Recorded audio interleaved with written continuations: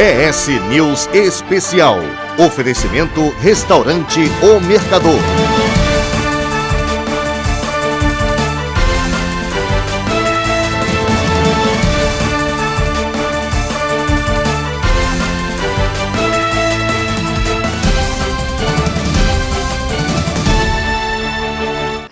O ES News Especial está no ar e hoje você vai ver em destaque a entrevista com o candidato do PCB ao governo do estado, Mauro Ribeiro, na rodada de entrevistas com os candidatos ao governo.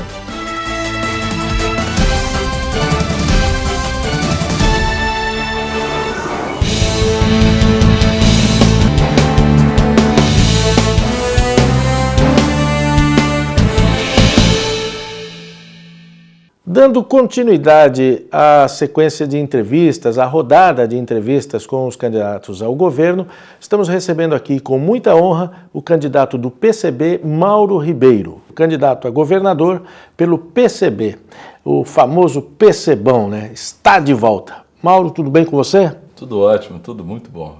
Muito obrigado. É uma honra tê-lo aqui para conversar com a gente sobre os seus planos, caso seja escolhido pela população do Espírito Santo, pelos nossos eleitores, como o nosso governador. Eu agradeço o convite. Como é que está vou começar falando um pouquinho de partido. Normalmente a gente fala isso mais no final da entrevista, mas como, apesar de ter uma história muito rica, inclusive, e não é um partido novo, mas assim, vive uma nova fase, como é que está o PCB?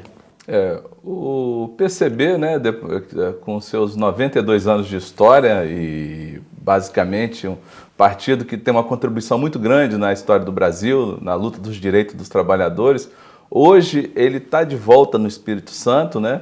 Apresenta a minha candidatura, a candidatura do companheiro Manuel Tavares e está coligado com o PSTU. E nesse momento político a gente defende uma proposta de crítica ao capitalismo, né? Uma candidatura anticapitalista e uma candidatura que defende o socialismo implantado no Brasil, né? Nós temos um slogan no nosso programa que é a construção do poder popular, que é trazer o trabalhador para dentro da discussão, que são básicas para conduzir um governo, né? Então, quando a gente fala em construir o poder popular, é o trabalhador praticamente tomando as decisões e os rumos que o governo deve adotar daqui para frente, né? Eu sei que vocês têm uma linha crítica à forma como o Estado do Espírito Santo é governado, até por uma questão programática, de estatuto do partido, daquilo que vocês defendem e até da história do partido. Mas eu queria que você nos ajudasse nos trouxesse à tona essas críticas. Quais são as principais diferenças entre o PCB e os demais partidos que têm governado o Estado nos últimos anos? Existe, assim, as candidaturas que estão postas, todas elas praticamente, com exceção da Camila, né, tiveram participação nos últimos governos, né? E o que nós entendemos é o seguinte, que as políticas que foram adotadas pelo Estado são políticas basicamente desenvolvimentistas, onde o papel do Estado passou para ser um Estado mínimo, né?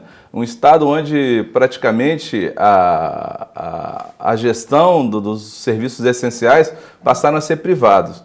Essa política de desenvolvimento que o Estado adotou praticamente tem deixado a grande população desguarnecida dos seus principais serviços, né? Saúde, educação e transporte. Praticamente você pode observar que o Estado vem implantando estrutura viária, tem projetos de ponte, de melhoria no transporte público, construção de portos e inclusive empreendimentos na área de logística e estaleiros, né? E também a empresas que estão vindo para cá, com benefícios fiscais. A questão é que quando você renuncia a benefício fiscal, fornece infraestrutura para a implantação desses projetos, falta em algum lugar. E a gente observa que educação, por mais que falem que a prioridade é a educação não melhorou. Segurança pública, os índices ainda continuam altíssimos.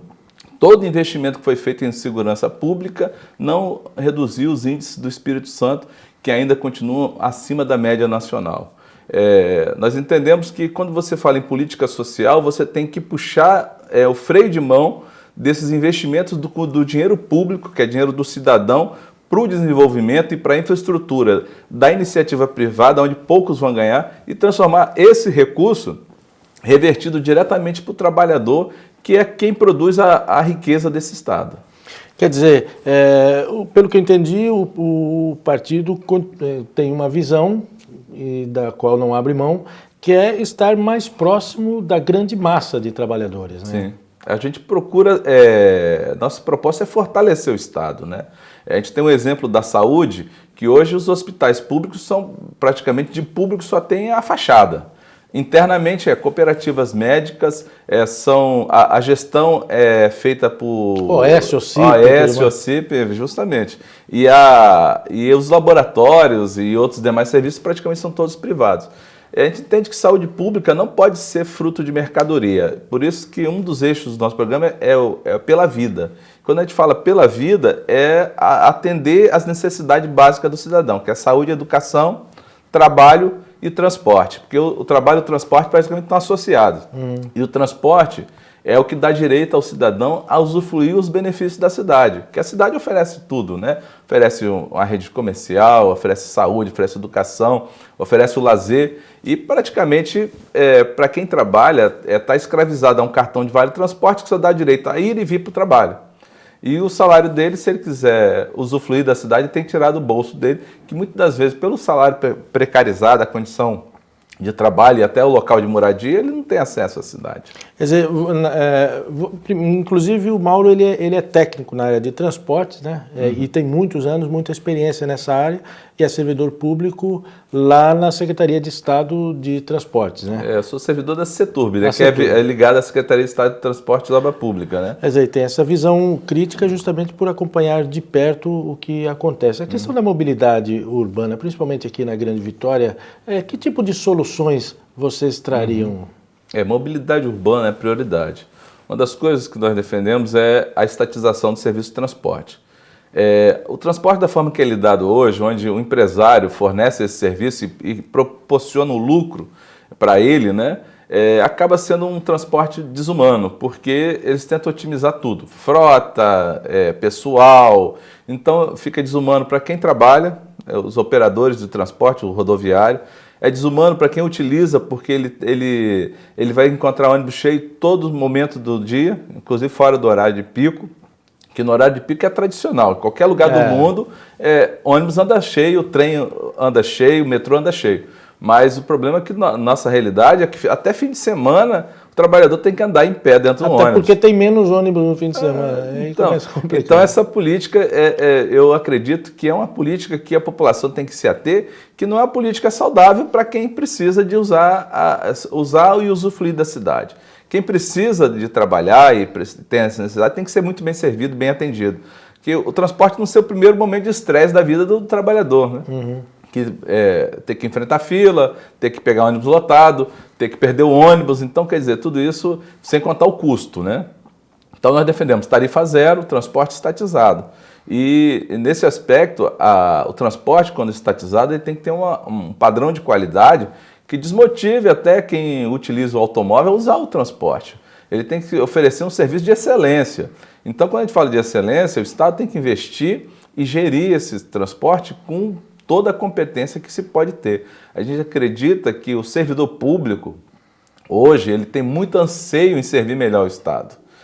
Existe uma demanda represada aí, eu acho que do servidor público, de querer atuar. Às vezes, quando fala em valorização do serviço público, do servidor público, não é só salário. O servidor público quer mostrar trabalho, quer mostrar que ele tem expertise, que você não forma um técnico na área de saneamento e água da noite para o dia. As universidades não têm esses cursos aqui no Estado. Nem o curso de transporte, você não forma essas pessoas. Eles são formados dentro dos órgãos, né? Ali que eles vão ganhando o seu expertise para poder atuar nessas áreas. Então, esses técnicos, essas pessoas que querem mostrar trabalho, querem mostrar que podem fazer melhor para a sociedade. Precisa o governo estimular. O governo estimular e, com certeza, trabalhar com a participação popular, o que nós defendemos.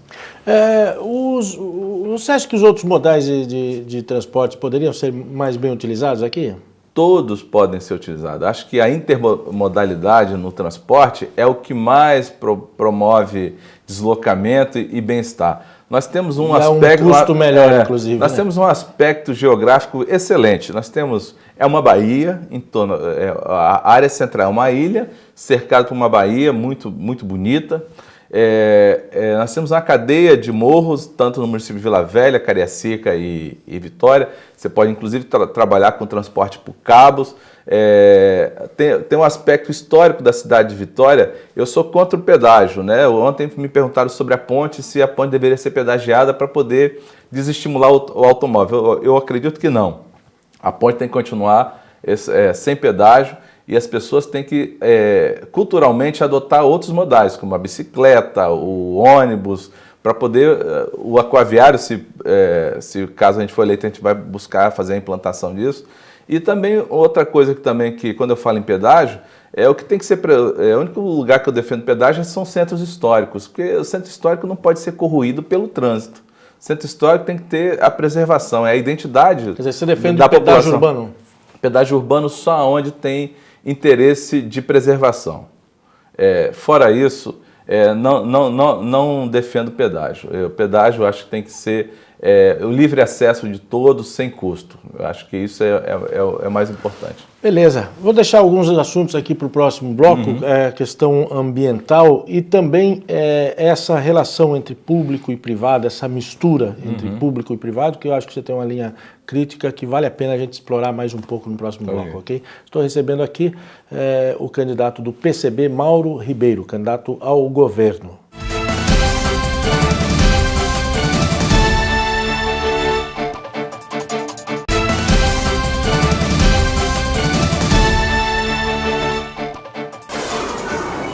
Muito bem, voltamos, estamos recebendo aqui, com muita honra, o candidato Mauro Ribeiro, candidato a governador pelo PCB. É uma rodada de entrevistas que estamos fazendo e o entrevistado desta semana é ele. Candidato, o que vocês defendem quando o assunto é meio ambiente? Nós entendemos que sem uma política ambiental muito bem estruturada, acho que a vida no planeta, na cidade, fica difícil, né? O Brasil perdeu em qualidade com a última aprovação das leis ambientais que praticamente favoreceram o agronegócio e avançaram sobre o que nós chamamos de patrimônio hoje florestal dentro do Brasil. Especificamente no estado do Espírito Santo, nós defendemos o zoneamento agroecológico, que esse zoneamento agroecológico distingue muito bem qual é a funcionalidade da terra para ser plantada, né, produzir o alimento, e o lado principal, que é preservar o que nós temos de mais rico, que é a Mata Atlântica, né? Agora, vocês defendem a desapropriação de terras não produtivas? Sim, nós defendemos, né, uma reforma agrária estadual, promovida pelo governo do estado. Nossa gestão quer promover uma reforma agrária, ocupar essas terras, porque nós entendemos que o alimento hoje não pode ficar escasso na mesa das pessoas. O produtor rural, aquela agricultura familiar que as pessoas precisam para a sua subsistência, né? Produzir para vender, e a gente precisa para aqui, que está na cidade, para consumir, se alimentar e manter uma vida saudável. A gente não pode ficar refém da comida industrializada.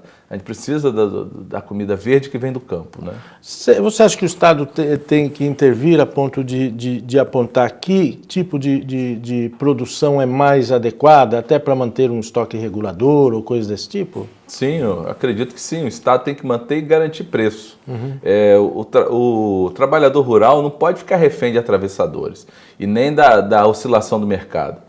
Eu acho que o mercado, né, ele precisa ter um certo controle para que o alimento chegue à mesa e o trabalhador não leve prejuízo, porque é muito comum ele ter que jogar fora uma produção quando os preços aqui caíram muito, né? Que aí não compensa todo o custo que ele teve para poder produzir aquele alimento. Às vezes, como nós vimos há pouco tempo a crise do tomate, né? O tomate sumiu do mercado até por função dos intempéries, mas gerou uma certa situação que o preço lá em cima, né? Que ficou assim surreal, né? Você comprar um quilo de tomate a mais de R$10, né? Assustador isso aí para o trabalhador, é complicado. Com certeza. Eu queria retomar uma fala nossa do primeiro bloco, que você citou rapidamente sobre a questão da saúde, e que ocorre terceirização e até quarteirização, ou seja, existe uma crítica muito forte, principalmente para quem está mais à esquerda, no sentido de que, da política brasileira, no sentido de que é preciso preservar, inclusive, aquilo que está na Constituição. O trabalhador que presta serviço ao governo tem que ser escolhido através de concurso público, senão você está ferindo a Constituição. No entanto, existem várias brechas que são utilizadas no sentido de contratar empresas, OS, OCIPs e tudo mais. Qual a visão que vocês têm a respeito disso? Além das OCIPs, OS, né, ainda tem os cargos comissionados, que é a troca de favor político. E isso também, na nossa administração, a primeira coisa que nós vamos tratar é essa questão dos cargos comissionados, uma redução drástica nesse número de cargos comissionados, né? Hoje são quase 3.600 cargos comissionados, ou mais, se não me falha a memória. Com certeza é muito mais do que isso. Quem divulgou que tem 3.600, eu me permito discordar. Então a redução tem que ser drástica. Eu acho que tem que ser o mínimo possível, né? E, por outro aspecto também, essa relação do Estado com essa parte de terceirização e até quarteirização acaba gerando um enfraquecimento da estrutura pública, né? E encarecendo os serviços públicos. Hoje, praticamente, como nós falamos, que o nosso principal eixo é pela vida, né? Aí, o que eu coloco nesse aspecto? Saúde, educação e transporte é exclusivamente dever do Estado. Eu já falei, nós não estamos falando de uma Constituição socialista, é o que está na Constituição Federal de 88. Então, quando falamos em saúde, transporte, dever do Estado, o Estado tem que tomar isso para si e com todo o papel. Por exemplo, saúde, é lamentável você chegar num hospital público e saber que tem pessoas sendo tratadas no corredor. E, por outro lado, também é lamentável saber que um trabalhador que não quer se sujeitar a essa situação tem que pagar um plano de saúde. E, mesmo assim, pagando um plano de saúde, é mal atendido e ainda paga caro. Eu não digo nem mal atendido, é serviço mal prestado, né? Eu tenho um exemplo clássico. Recente, eu fiz uma cirurgia de vesícula quando começou a campanha, né? Isso. Foi noticiado. E o que aconteceu? Eu passei o pós-cirúrgico numa maca, porque não tinha leito dentro do hospital. Eu fiz essa denúncia. Qual hospital? Foi o CIAS. Foi no CIAS. Hospital da Unimed. Hospital da Unimed. Quer dizer, quando se fala que está se nivelando, e olha que é o plano de saúde dos mais caros, se não o mais caro que tem é esse aí, né? Você imagina o idoso, que paga muito mais caro, porque quando a gente fala, nós somos pela desmercantilização da vida, justamente as coisas que são essenciais para a vida não pode ser fruto de mercado, não pode ser vendido. E isso já resguarda a Constituição Federal. Então é isso que nós estamos querendo trazer, uma saúde pública, universal, gratuita e de qualidade. O Estado tem que ter plena consciência que o que ele tem que investir é em quem produz nesse Estado, um trabalhador. A gente não pode relegar essas pessoas a um segundo plano. Primeiro vou cuidar do desenvolvimento, vou crescer. Não pode ser assim. Se você quer desenvolver, você tem que desenvolver as pessoas, né? Oferecer a eles a liberdade. E quando eu falo em liberdade, não é a liberdade plena mesmo, de poder comer o que gosta, de poder sair a hora que quer, de poder usufruir da cidade, de poder não ficar restrito àquela vida cotidiana, casa, trabalho, trabalho, casa, e não pode mais fazer nada, não tem direito a um lazer, assistir um teatro, ouvir um show. Quem ganha quem ganha um salário mínimo, só pode ver show 0800. E quando isso acontece, não sei se recente teve uma explosão de rebeldia no aniversário de uma rádio aí. No aniversário da Rádio Litoral, lá na praia de Camburi, teve tiroteio e tudo mais. Só não... Isso mostra, primeiro você viu que é a explosão de gente, foi um superlotado. Isso mostra que a necessidade de lazer que as pessoas têm que não têm acesso. E isso depois foi aquela ali, né? Aproveita que estão naquele ambiente para mostrar a sua ira, né? Quer dizer, quem ganha salário mínimo sofre essas restrições aqui, né? O modelo de gestão que vocês implantariam no governo do Estado seria qual? Seria baseado em que valores? Nosso modelo de gestão é o que a gente defende e vem falando isso sempre, tá? É o principal eixo do nosso programa, que é a construção do poder popular. Quando a gente fala de construção do poder popular, é a população organizada, é o trabalhador organizado participando das decisões do Estado. Primeira coisa que nós vamos fazer todos os órgãos técnicos do Estado, IDAF, IMATER, CAPE, CETURB, Instituto Jones, CESAM, seriam os diretores eleitos pelo conjunto de servidores técnicos de carreira dos órgãos.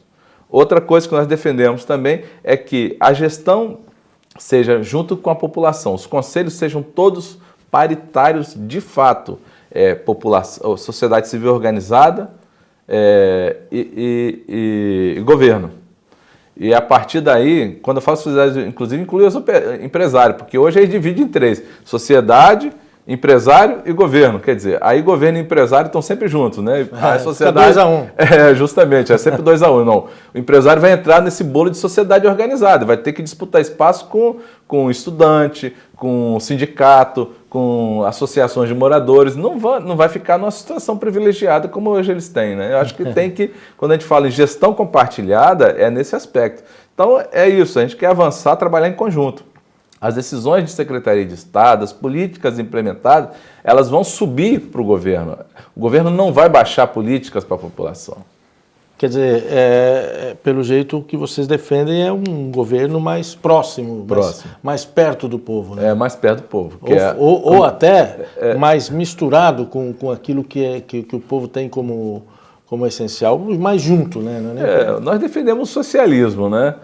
A gente entende que esse modelo é um modelo extremamente socialista e é um modelo que possibilita você mudar um conceito de vida no Estado. Você vai mudar um conceito. Imagine um trabalhador rural, ele poder definir como vai ser os recursos que o Estado investe ali, definir como é que vai ser investido dentro da sua região. O fato do socialismo, de certa forma, ter ficado fora do poder durante esses anos todos aí, dá a impressão de que e o fato dele ser muito vinculado à sua história lá atrás, dá a impressão dele ser, digamos, ultrapassado. Eu queria que você me falasse para a população um pouco a respeito disso, até que ponto ele é atual, ele é inclusive moderno. O socialismo, ele não morreu. Ele sofreu uma grande derrota com a queda do Muro de Berlim, o fim da República da União Soviética. Então, quer dizer, houve um modelo que foi implantado no mundo que praticamente seguiram um rumo burocrático que não deu certo. Mas existem alguns locais que ele ainda existe, né? Como na China, em Cuba, na Coreia do Norte. E são modelos que, às vezes, são meio estranhos para as pessoas daqui, né? Mas, por exemplo, nós não queremos seguir modelos. O socialismo, como nós falamos, é um princípio filosófico, é um estudo de um cientista econômico que foi Karl Marx e o Engels, né? Então, quer dizer, esse estudo é uma filosofia que está viva. E a gente quer trazer essa filosofia para dentro da sociedade brasileira para a gente poder crescer nesse aspecto. Outra coisa é que, por exemplo, quando a gente fala no socialismo, né, ele teve uma existência, nos países que eu citei no início, né, na Alemanha, na União Soviética, por 80 anos. E o capitalismo está há 400 anos e não conseguiu resolver os problemas da humanidade. E aquela sociedade, pelo menos as necessidades básicas foram supridas. E hoje os países que são capitalistas, né, as necessidades básicas estão ameaçadas. Inclusive aqueles que tinham um capitalismo muito bem fortalecido, como os países da Europa, como Espanha, França. Quer dizer, a Espanha hoje vive uma crise que 50% da população jovem está sem emprego. Na Itália, o que está vindo de imigrante europeu para o Brasil atrás de oportunidade de emprego, isso aí não se cobra, ficam só acreditando isso aos africanos, né? Agora, quando você cita como exemplos a China, Cuba e principalmente esses dois aí, você de certa forma desassocia o socialismo de uma coisa chamada democracia. No caso aqui, ele tem que conviver com a democracia do nosso jeito, digamos assim. Quando a gente fala em socialismo, cada um adota da forma que você... O brasileiro, ele tem essa inquietude, o brasileiro extremamente gosta da sua liberdade, do seu ir e vir, da sua opinião, e o socialismo que nós defendemos é esse, é um socialismo aberto, com a opinião aberta, franca, a discussão livre. A única coisa que... Mas o chinês e o cubano também gostam de liberdade, né? Olha, eu vou falar para vocês que tem um aspecto que é cultural, né? Cuba veio de um momento que praticamente era um país colonizado. Ali era uma situação que eles viviam praticamente... Uma colônia dos Estados Unidos, eram prostíbulos, boates. Então, quer dizer, eles conseguiram reverter aquilo e transformar a vida do povo cubano numa vida praticamente de cidadãos praticamente que produzem... Você imagina que Cuba era a potência do esporte, ainda né? Cuba tem as principais taxas de desenvolvimento humano das mais altas, né? E mortalidade infantil, criminalidade, essas coisas, isso é quase zero. Então, quer dizer, um país daquele tamanho, com aquela receita que eles têm, consegue tudo isso, como é que o Brasil, com toda a riqueza, não consegue avançar? Eu perguntei isso mais para que você nos passasse esse tipo de argumento, para que a gente possa entender como que jeito é esse socialismo adaptado, digamos assim, ao jeito brasileiro de ser, de viver e tudo mais, nosso dia a dia, os nossos costumes. Quero dedicar o último minuto do programa ao candidato Mauro Ribeiro, já agradecendo a sua presença aqui, para que você possa se dirigir ao eleitor, ao cidadão, ao contribuinte capixaba e pedir voto, né? Sim. Eu deixo muito bem claro, até porque o PCB e o PSTU, nós somos uma frente hoje, que nós chamamos Frente Classista Socialista, nós estamos unidos nesse momento, para criar mesmo esse debate, trazer à tona essa questão que está muito distante, desassociada da população, que é a participação da população pós-eleição. Porque quando a gente acaba o período eleitoral, fica aquele cheque em branco delegado aos eleitos. E é isso que nós não queremos, não. Nós queremos que a população tome pé e parte do seu papel nessa transformação social. Nós defendemos o poder popular e essa construção do poder popular vai muito além dessas eleições. Eu acho que a população mostrou sua força o ano passado nas revoltas de junho de 2013 e podem continuar mostrando sua força e continuar organizado e nas ruas reivindicar. Eu acho que nós queremos fazer um governo participativo, com a população ao lado e tudo caminha, eu acho que para que o voto, né, seja esse momento de você expressar sua indignação e rebeldia e também dar a credibilidade ao que você acha que pode ir além desse período eleitoral. Agradeço mais uma vez a sua presença aqui, foi uma honra recebê-lo e ouvir as suas propostas. Muito obrigado. Tá ok. O S News de hoje fica por aqui. Se você quiser acompanhar ou saber mais detalhes a respeito dessas entrevistas, o endereço está aparecendo aqui embaixo na tela. Obrigado pela audiência e até o próximo programa.